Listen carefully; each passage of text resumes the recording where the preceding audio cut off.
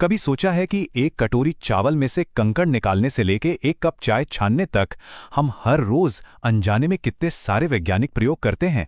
तो चलिए आज एक कहानी के जरिए चीजों को अलग करने के पीछे छिपे इसी कमाल के विज्ञान को समझते हैं।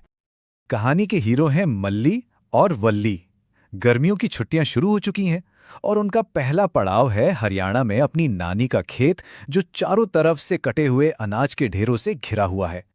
और यहीं खेत में ही उनकी ये खोज शुरू होती है, जहां फसल कटाई के कई रहस्य सामने आने वाले हैं और वो पहली बार चीजों को अलग करने के पीछे का विज्ञान देखेंगे। आंगन में देखते हैं कि पूरा परिवार काम में लगा है। सब लोग चावल और गेहूं में से हाथ से छोटे छोटे कंकड़ और भूसी बीन रहे हैं। बच्चे ये देखकर हैरान हैं, आखिर ऐसा करना इतना जरूरी क्यों है? उनकी नानी बताती हैं कि इस तरीके को हस्तचयन कहते हैं। ये अनाज को खाने लायक बनाने का एक बहुत ही सरल लेकिन बेहद जरूरी तरीका है।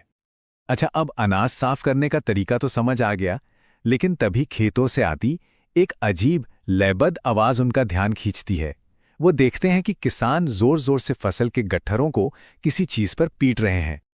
वल्ली बड़ी उत्सुकता से अपने मामाजी से पूछती है, अरे वो लोग ऐसा क्यों कर रहे हैं? और बस यही सवाल उन्हें उनकी खोज के अगले पड़ाव पर ले जाता है। मामाजी समझाते हैं कि इसको थ्रेशिंग कहते हैं, मतलब डंठलों से अनाज के दानों को अलग करने का तरीका।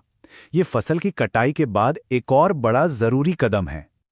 लेकिन एक और मुश्किल है, हल्की फुल्की भूसी को भारी अनाज से कैसे अलग किया जाए? तभी उनकी नजर एक किसान पर पड़ती है, जो एक ऊंची जगह पर खड़े होकर अनाज को हवा में नीचे गिरा रहा है। इसके पीछे का साइंस तो और भी मजेदार है। इस प्रोसेस को ओसाए कहते हैं, जहां हवा और वजन मिलकर अपना जादू दिखाते हैं।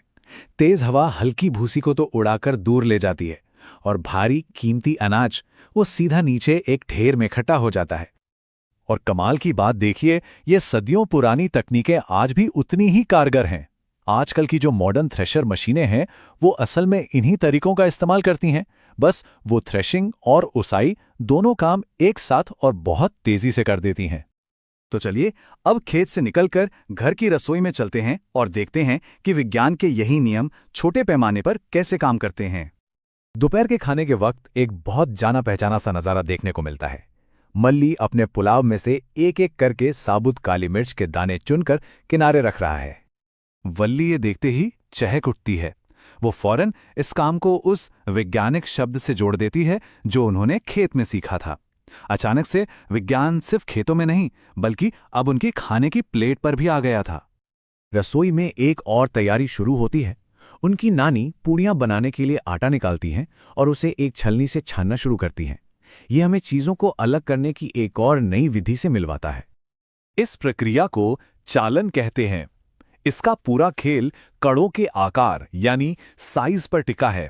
महीन आटा तो छलनी के छेदों से नीचे निकल जाता है, जबकि मोटा चोकर ऊपर ही रह जाता है। अब ये सफर उन्हें हरियाणा के खेतों से निकालकर अहमदाबाद के तट की ओर ले जाता है, जहां एक बिल्कुल नए तरह का मिश्रण उनका इंतजार कर रहा है, एक तरल में घुला हुआ ठोस। यहां वो नमक की क्यारियां देखते हैं, यानी नमक के खेत। उन्हें पता चलता है कि समुद्र के खारे पानी को इन उथले गड्ढों में इकट्ठा करके बस धूप में सूखने के लिए छोड़ दिया जाता है। मल्ली के दिमाग में एक और सवाल कौंधता है, तरल पानी से ठोस नमक, ये जादुई बदलाव आखिर होता कैसे है? इस जादू के पीछे का विज्ञान है वाष्पीकरण। होता यह है कि सूरज की तेज गर्मी धीरे धीरे समुद्र के पानी को भाप बनाकर उड़ा देती है और पीछे क्या बचता है? सिर्फ सफेद चमकचमाता हुआ नमक। अब हम पहुंचते हैं अपने आखिरी पड़ाव पर, पुडुचेरी, जहां एक बिना घुले हुए ठोस को तरल से अलग करने का एक और सबक छिपा है। यहां उनके दादाजी चाय बना रहे हैं और ये एक मामूली सी चाय बनाने की प्रक्रिया एक ही बार में चीजों को अलग करने के 3 अलग अलग तरीके सिखा देती है: अवसादन, निस्तारण और निस्यंदन। तो चाय बनाने में क्या सीखा? सबसे पहले अवसादन, जब भारी चाय की पत्तियां अपने आप बर्तन के तले में बैठ जाती हैं। उसके बाद आता है निस्तारण, जब हम धीरे से ऊपर की चाय को कप में डाल लेते हैं और फिर एक भी पत्ती मुंह में ना आए, इसके लिए हम निस्यंदन का उपयोग करते हैं, यानी चाय को छलनी से छानते हैं।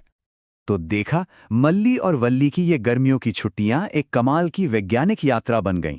एक ऐसी यात्रा जो उनके चारों ओर की दुनिया में छिपे विज्ञान को सामने ले आई। तो एक बात तो साफ है, खेत से लेकर रसोई तक चीजों को अलग करना हमारे चारों ओर है। लेकिन जरा सोचिए, उन मिश्रणों का क्या जो पूरी तरह से घुले मिले होते हैं, जैसे पानी में नमक, या फिर ये हवा जो खुद कई गैसों का मिश्रण है। हम उन मिश्रणों को कैसे अलग करते हैं जिनके हिस्सों को हम देख भी नहीं सकते? खैर, ये सवाल विज्ञान की एक और भी ज्यादा रोमांचक दुनिया का दरवाजा